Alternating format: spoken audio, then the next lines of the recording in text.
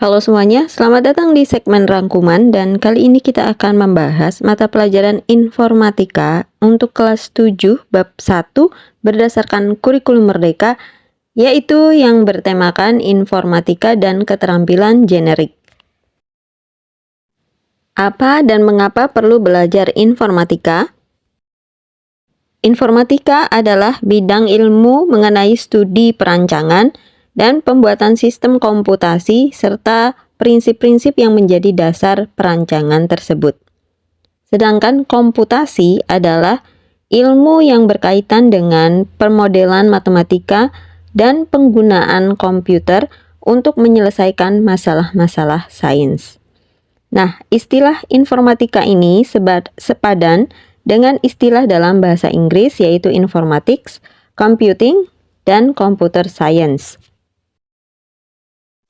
Informatika mencakup pemodelan dari komputasi dan aplikasinya dalam pengembangan sistem komputer. Apa itu komputasi? Komputasi adalah penghitungan dengan menggunakan komputer. Dalam matematika, penghitungan dengan menggunakan bilangan-bilangan atau perubah-perubah yang dilaksanakan berdasarkan urutan langkah yang diberikan. Apa yang akan dipelajari dalam mata pelajaran informatika? Yang akan dipelajari dalam mata pelajaran informatika adalah yang pertama, berpikir komputasional. Artinya, belajar menyelesaikan persoalan-persoalan sehari-hari yang dibaliknya mengandung berbagai macam konsep keilmuan seperti informatika, matematika, sains, atau ilmu sosial. Yang kedua adalah teknologi informasi dan komunikasi, yaitu belajar cara membuat karya digital, berkomunikasi via surel, menggunakan peramban untuk mencari informasi, serta mengelola file dalam folder.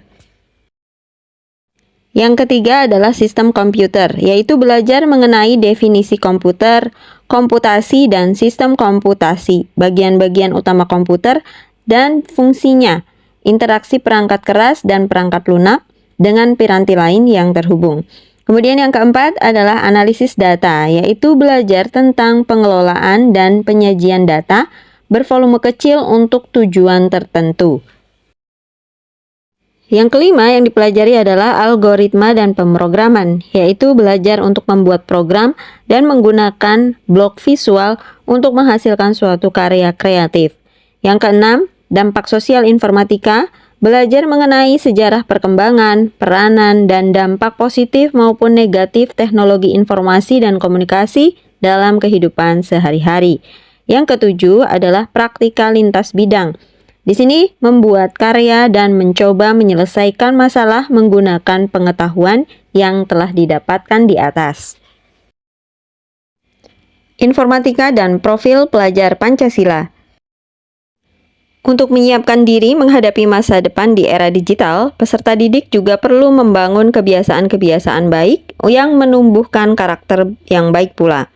Bagi pelajar Indonesia, karakter yang baik ini dirumuskan sebagai profil pelajar Pancasila yang memiliki ciri-ciri sebagai berikut. Beriman, bertakwa kepada Tuhan Yang Maha Esa dan juga berakhlak mulia, berkebinekaan global, mandiri, bergotong royong, bernalar kritis, dan kreatif. Pengantar keterampilan generik. Ada 7 aspek praktika informatika itu, yaitu sebagai berikut. 1. Membina budaya kerja masyarakat digital dalam tim yang inklusif.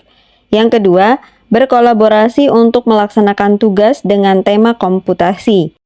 Yang ketiga, mengenali dan mendefinisikan persoalan yang penyelesaiannya dapat didukung dengan sistem komputasi. Kemudian yang keempat adalah mengembangkan dan menggunakan abstraksi.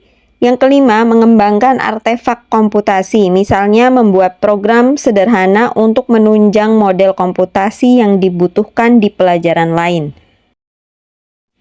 Keenam, mengembangkan rencana pengujian, menguji dan mendokumentasikan hasil uji artefak komputasi. Dan yang ketujuh adalah mengkomunikasikan suatu proses, fenomena, solusi TIK dengan mempresentasikan, memvisualisasikan, dan memperhatikan hak kekayaan intelektual.